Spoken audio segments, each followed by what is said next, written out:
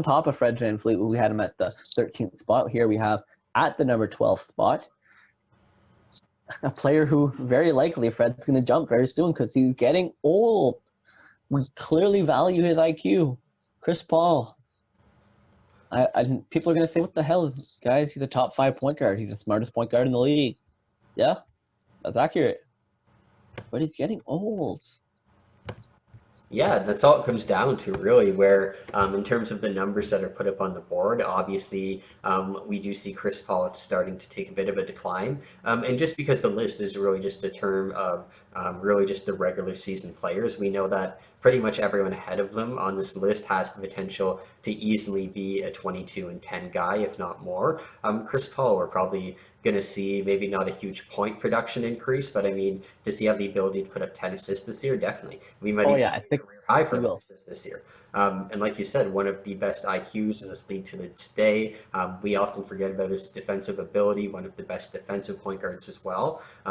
And obviously a lot of experience. Both obviously hasn't won a title yet, but in terms of deep playoff runs, in terms of being around the league, in terms of whatever it is, Chris Paul is the guy who is going to be able to mentor the people around him. We're probably going to see that Phoenix team make the playoffs, and I spoke about it in another video. They might have 3 All-Stars this year. And if Chris Paul is an All-Star, then the 12th spot is definitely going to be something that is not justified. It's definitely going to be a lot higher that he should have deserved. It's difficult because we're looking at a list where we have at least two guys on top of Chris Paul that didn't even play last year. Hmm. So it's very, very difficult to gauge. And it just comes down to, yeah, Chris Paul is going to age very nicely because he's such a smart player, but he's just not as gifted physically as he used to be, and it's getting a little bit more difficult for him to keep up with the Damian Lillards, the Kyrie Irvings, the guys that are still in their prime, let alone the young guys like Fox, even someone like John Morant in the next couple of years is going to be coming very, very quickly. And Chris Paul is aging very nicely, but he's still aging. He's not LeBron where he's going to be this physical presence until he's 45. But with that being said, can he be an All-Star next year? Of course he can. If that Phoenix team is in the playoffs, it's because of Chris Paul. He's one of those players that he does the little things, but he makes everyone around him better. Him and LeBron James are probably the 2 best players in the league at doing that.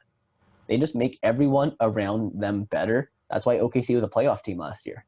They were not just a playoff team, but they were competing in the playoffs, like putting very good effort and coming very close to beating a very good team. So I think that Phoenix is going to be a playoff team next year. And if Phoenix is a playoff team, then Chris Paul is a lock for an All-Star Yeah, because it's because of him. yeah, it definitely helps it's fan voted too because people love that Exactly. Phoenix team and Chris Paul obviously very liked by fans too. But yeah, I can definitely see a small dip in the point production somewhere between 14 to 16 a game this year, but the assists I don't think are going to go down at all. Definitely potentially They're be going to go up. double digit. And I mean, like you said too, a guy who is very good at not only making people around him better, but also making every possession count. He was one of the, I believe, second best in terms of field goal percentage. Him and Kyrie were the only free throw or point guards to shoot above 90% for free throws, and Kyrie only played 20 games versus Chris Paul played the whole season. So in reality, Chris Paul was the only guy to play the whole year who shot above 90% from the line. So again, he's a guy who, when he has the ball and he's putting it up, it's probably going in. And it's like he's not taking bad shots. He's not making bad passes. He knows Ever.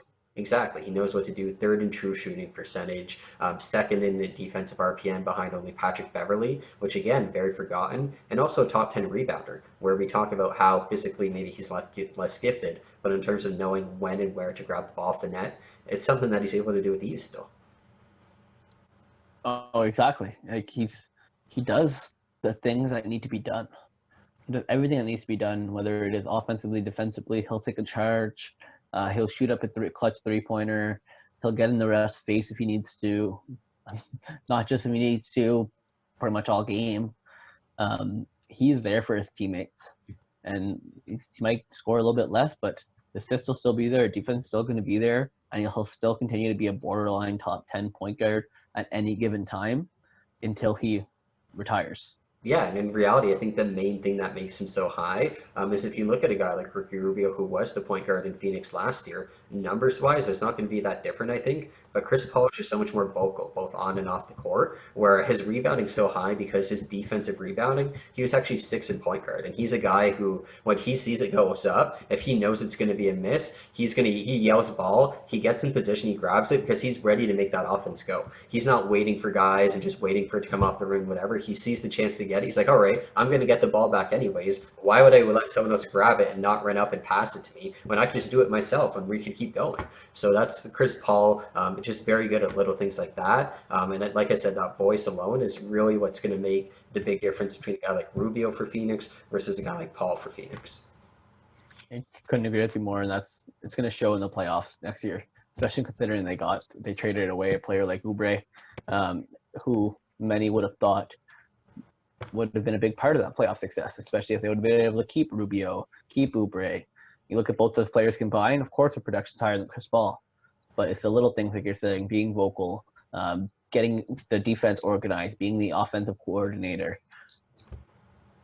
He'll keep doing very good in this league, and the player we have on top of Chris Paul is another very good example of one of those players who does the little things.